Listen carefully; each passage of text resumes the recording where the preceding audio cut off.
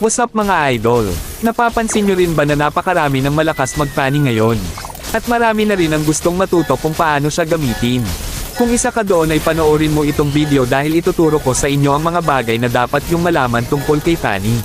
Bago ko ituloy ang video mga idol ay pwede nyong pindutin ang follow button para sa mas marami pang video na kagaya nito.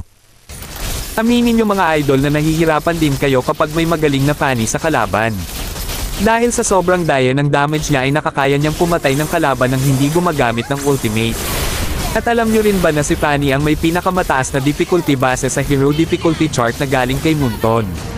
Kaya naman sigurado ako na magiging worth it ang lahat ng practice nyo kapag na-master nyo si Fanny. Simulan natin sa mga skills niya. Madali lang intindihin ang skills ni Fanny mga idol kaya naman sisimplehan ko na lang ang paliwanag dito. Ang first skill niya ay Tornado Strike. Pwede nyo ito ay cast habang naglalakad at nagde-deal ito ng damage depende sa build nyo. 15 ang energy cost nito at hindi ito nababago sa kahit anong level. Ang second skill niya naman ay Street Cable. Kapag kinast nyo ito ay mapupunta si Fanny sa direksyon kung saan nyo binato ang cable nyo. Habang lumilipad si Fanny ay makakatanggap ng damage ang mga kalaban na dadaanan niya habang nasa ere siya. Itong damage nga pala na nakikita nyo mga idol ay ang passive niya na Air Superiority. Nakabase ang damage nito sa flying speed ni Fanny. Tignan nyo dito mga idol.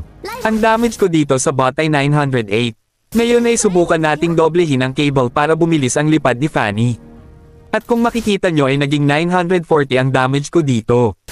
Bukod sa damage ay magkakaroon din ng prey mark ang kalaban na matatamaan nyo kapag nag-cable kayo. Dalawa ang pakinabang nito pero hindi ko nasasabihin dito dahil sa skills pa lang naman tayo.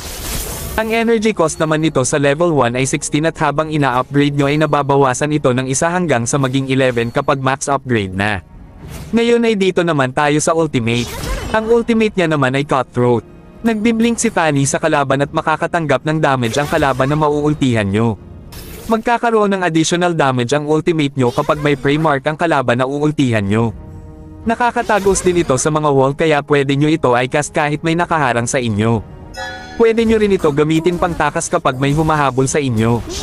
Ang energy cost nito ay 15 at hindi ito nababago sa kahit anong level. Ngayong alam nyo na ang skills niya ay dito naman tayo sa mga basic cable at combo. Ang pinaka-basic na combo kay Fanny mga idol ay lalagyan nyo muna ng 2 mark ang kalaban bago mag-ulti para sa additional na damage. Ang gagawin nyo lang ay 2 cable paharap at 1 cable palikod sabay ultimate kagaya nito.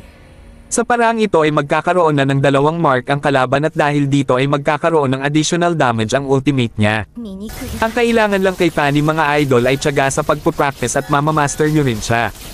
Kung gusto nyo ng mas advanced na tutorial ay abangan nyo lang ang mga susunod na upload. Yan lang muna mga idol, salamat sa panonood at sana ay may natutunan kayo.